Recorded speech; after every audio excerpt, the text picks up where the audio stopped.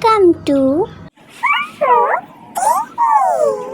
रघु एक फल की दुकान में काम किया करता था। वो लोगों को जूस पिलाकर गिलास धोया करता था। एक दिन बहुत ठंड के कारण दुकान मंदा हो गया और रघु को दुकान के मालिक ने दुकान से निकाल दिया।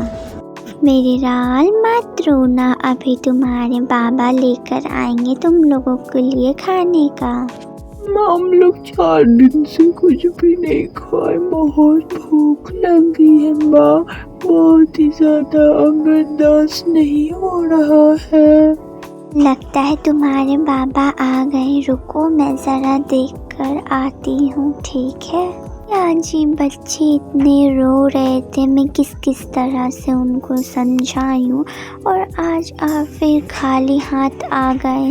कुछ खाने को ही तो लेकर आते।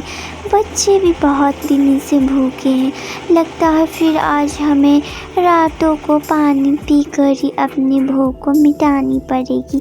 मैं तो कहती हूँ हम नहीं खाएंगे, लेकिन बच्चों के लिए तो आप कुछ लेकर आते जाइए, देखिए तो कोई दुकान खुला है या नहीं। रघु पायल से कुछ कहे बिना ही वो दुकान देखने चला जाता, लेकिन ठंड के कारण सारा दुकान बंद।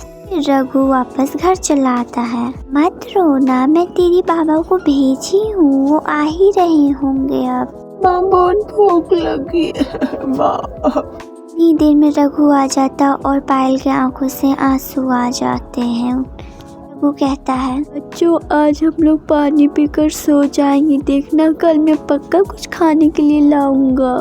रघु के मानो कभी कल होते ही नहीं थे। कल कल कर कर ना जाने रघु का परिवार कितने दिनों से भूखा था, बच्चे कितने दिनों से भूखे थे।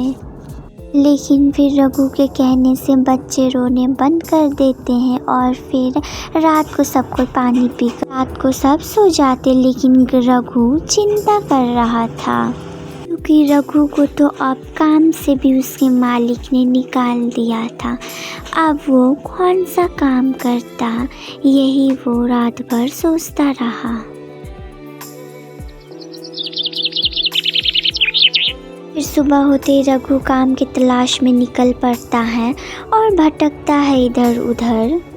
हे ऊपर वाले, आज कोई मुझे रास्ता दिखा देना, मेरे बच्चे बहुत भूखे हैं, वो बहुत रोते। ऊपर वाले कोई रास्ता दे देना ऊपर वाले। रघु ऊपर वाले से प्रार्थना करके और काम की तलाश में निकल पड़ता है। रघु तुम बताओ कैसे हो? तुम्हें तो पता अभी ठंड के मौसम में कड़कड़ाती ठंड में कौन भला जूस पीने के लिए आएगा। मेरी दुकान मंदा चल रही है, मैं तुम्हें रखूंगा तो फिर कैसे होगा बताओ। मेरे पास 2 मुर्गा मुर्गी, उन्हें तुम लेकर चले जाओ, ठीक है। लो उठा लो। और हाँ, मेरे घर में इसे देखभाल करने के लिए कोई नहीं था, इसलिए इसे मैं तुम्हें दे रहा हूँ। हाँ पापा, मुर्गा मुर्गी? हाँ बेटा, मेरे मालिक ने दिया, ये लो और इसका नाम रख दो अच्छा सा। इनको खिलाने के लिए कुछ भी नहीं है। रघु के बच्चे उस मुर्गे मुर्गी के साथ बहुत खेलने लगते हैं और अपना भूख भूल जाते हैं। आज फिर आप कुछ भी नहीं लाए खाने के लिए, बताइए। खाना तो छोड़ो, कोई काम भी नहीं मिला मुझे, तो पता नहीं क्या होगा, अब कुछ समझ नहीं आ रहा है।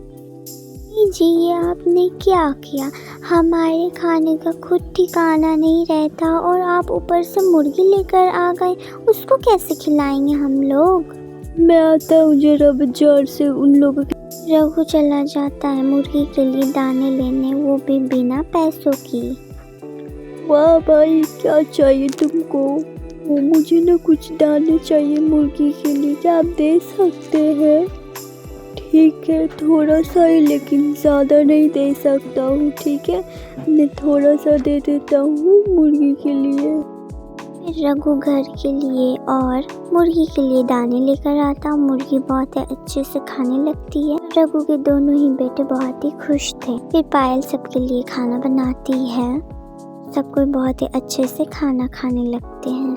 पायल तुम भी आओ, खाना खा लो हम लोग के साथ। आओ पायल, आओ।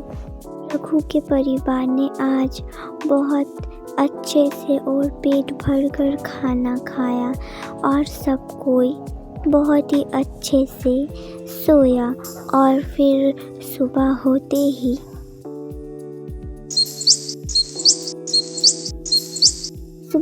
मुर्गी बहुत ही आवाज़ कर रही थी। फिर सब कोई जाकर देखते हैं तो मुर्गी अंडे देने के बजाय वहाँ पर गरम गरम गुलाब जामुन देती है। ऐसे ही रघु के बेटे ने एक उठाकर खाया और कहता है बहुत टेस्टी। फिर जितना वो लोग खाते उतना बढ़ता ही चला जा रहा था गुलाब जामुन।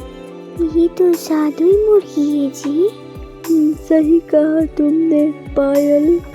मैं तो कह रही ये गुलाब जामुन खाने में बहुत ही ज़्यादा टेस्टी और इतना गर्मा गर्म है और इतना ज़्यादा मीठा है, आप तो खा के ही पता कर पाएंगे।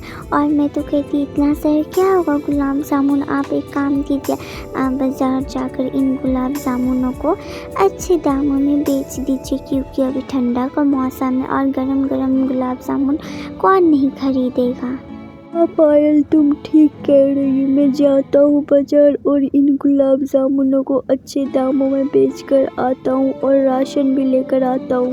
जी, इन गुलाब जामुनों को बाजार में अच्छे दामों में बेचकर और घर का राशन ले आइए। बहुत सारे पैसे हो गए उन गुलाब जामुनों को बेचकर और फिर रघु के परिवार हंसी खुशी रहने लगा और भर पेट खाना भी खा पाता था। हेलो दोस्तों, आप लोगों को हमारी कहानी कैसी लगी?